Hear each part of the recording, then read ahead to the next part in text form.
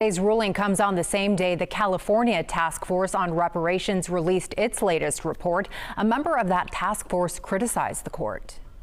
It's not lost on any of us the irony of today that as we release a report to address harms across generations, multifaceted harms, that at the same time the Supreme Court has decided that affirmative action is not appropriate for this country. I would encourage the Supreme Court to read the interim report.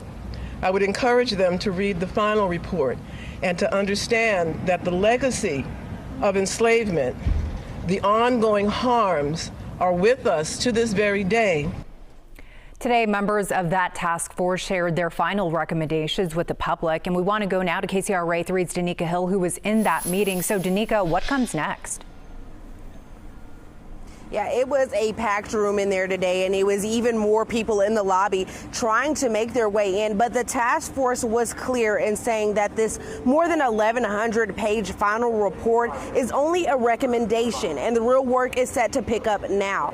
The 9-member task force has been at work since 2021, and they handed over more than 100 recommendations. One thing that was not included is a concrete dollar amount owed to people who can either prove they are descendants of enslaved African Americans in the United States or of free African Americans living in the U.S. prior to the 1900s. However, the task force did speak with economists and policy experts estimating that the minimum dollar amount in harm that California either caused or could have prevented totals at least $1 million per eligible person. But again, these are just recommendations.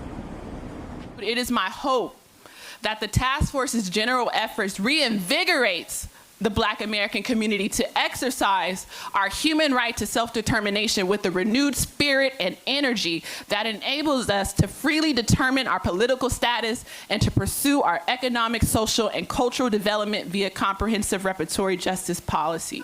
The job of the task force was not to implement anything. It was simply to recommend and to advise. It is now up to the legislature, which I'm part of, and the governor to implement it. But you guys have to stay engaged.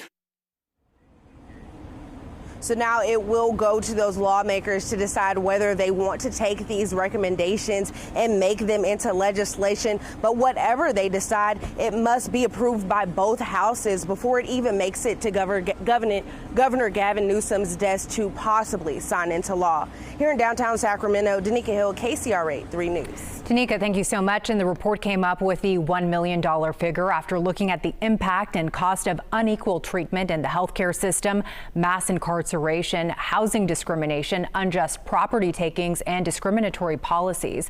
Like Danica said, the recommendations are now in the hands of California lawmakers. It's now up to them if they decide to take action.